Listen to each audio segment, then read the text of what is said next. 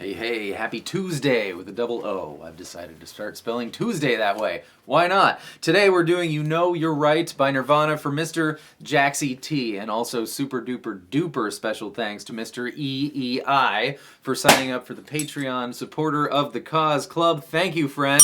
If you'd like to know what that's all about, the link, of course, will be in the description. In order to properly execute the playing of this song, you will need to put all of your strings down 1/2 step. That's called detuned. So instead of Eddie 8 Dynamite Goodbye Eddie, you'll have E flat, A flat, D flat, G flat, B flat, E flat. I'm not as smart as that made me sound. I just said the string names and said flat afterwards. But if you don't know how to get there, I have a video on that. I will put the link in the description. Then that mysterious high-pitched noise can be nothing other than this kind of thing, right? But all the guitars have different distances of the strings. Or maybe Kurt had the kind of guitar where it was bridge, and then the strings keep going, and then they go into the guitar, in which case he would have been doing it down there, but, you know, same effect anyways. And then on the low E string, you're just going to alternate between open and 2 as things start to filter in. If you're the kind of person who can rub your belly and pat your head, then maybe you can, whoo, that was bad. No, wait, you just got to get into a rhythm.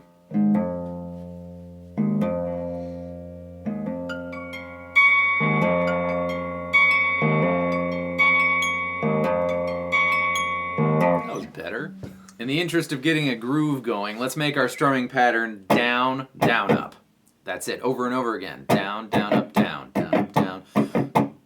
After the first down, you're going to make an F-sharp power chord here. That's 2, 4, 4 on the fat strings, but start with your pointer finger off and give it the first down, and then hammer on to the second fret with your pointer finger. So down, down, up, and then on the next down, down, up, you're going to do the opposite, a pull-off with your pointer finger. Down, down, up.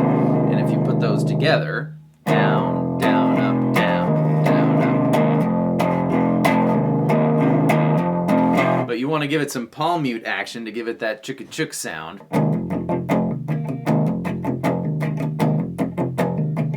Which is what it is when the singing starts, right? Until he slams into a D power chord on the 5th fret of the A string.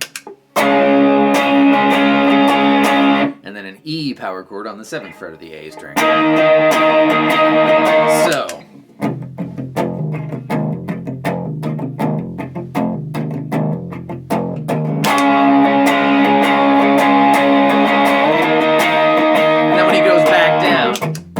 we hear a new note, and I think it's Kurt doing his sloppy power chord thing, which is going to be, you know, normally this, but he liked to do it like this, and then he would inadvertently get that sus4 note from our F sharp, in this case, which doesn't really belong, but it doesn't not belong, and, you know, you can do whatever you want in the song you write. So you hear that G string 4th fret every once in a while, like it's an A-shaped power chord, right? But we're starting on the E string, so you have 2, 4, 4, 4, and you just hear that in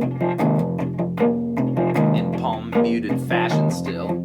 And still clean, going up to the D the second time, it's going to be the whole power chord, further lending credence to my guess of the sloppy power chordedness of this F sharp in this section. D is going to be 5, 7, 7, 7, and there it is, right? He just arpeggiates it. Up to E. And then he's all, same strumming pattern.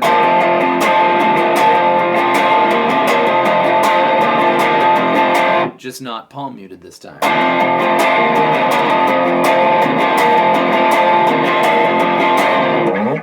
forgot which button to click.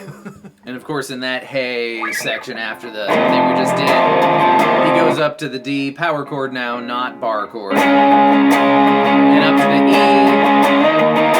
And then back down to the thing, but there's only 3 chords in this song. There's the F sharp thing with the pointer finger. There's the D, which may or may not be a power chord or a bar chord, depending on the time. It's a bar chord when it's, and it's a power chord when it's. So use your earballs and figure out which things go where, when for that. And the E, same situation between power chord and bar chord. And it's a Kurt Cobain solo. 75% of the time you can just literally do whatever you want, anywhere, with no regard to disregard to anything whatsoever, and it will be a great version of the solo. But the thing he does sort of on purpose and repetitively is bend the G string 3rd fret, which is that melody, right? And then bend the B string 5th fret.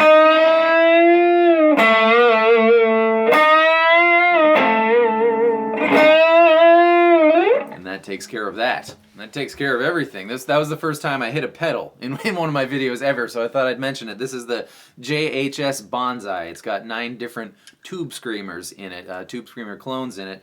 You know, $50 gets you a Boss DS1, and that's definitely on my list, and that is the Nirvana distortion pedal as I understand it, but it was the JHS Bonsai for those of you who want to know today. Thank you all so much for being here. That is how you do that, and I will see you next time with more stuff. Goodbye.